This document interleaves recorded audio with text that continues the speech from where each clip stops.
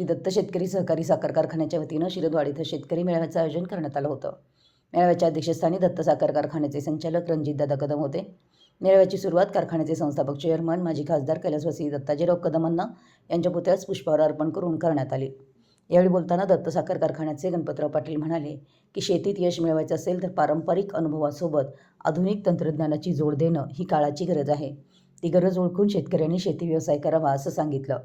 तसेच शेतकरी सक्षम झाला तर गाव सक्षम होईल आणि गावं सक्षम झाली तर देशाची प्रगती अधिक वेगानं होईल असंही गणपतराव पाटील यांनी सांगितलं।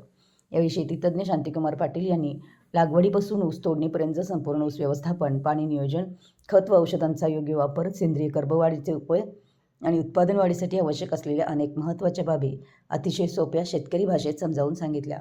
तसेच शेती टिकवायची असेल तर विज्ञानाची साथ घ्या, तरुणांनी शेतीकडं सकारात्मक दृष्टीनं पाहिलं पाहिजे असं सांगितलं।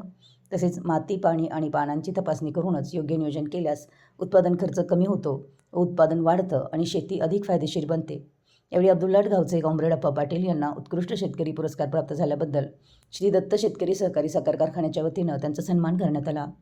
श्री दत्त शेतकरी सहकारी साखर कारखान्याच्या वतीनं सभासदांसाठी माती, पाणी व पानांची तपासणी मोफत उपलब्ध करून देण्यात आली असल्यामुळं सर्व सभासदांनी या सुविधेचा लाभ घेऊन उत्पादन वाढीसाठी नियोजनबद्ध शेती करावी असं आवाहन यावेळी करण्यात आलं।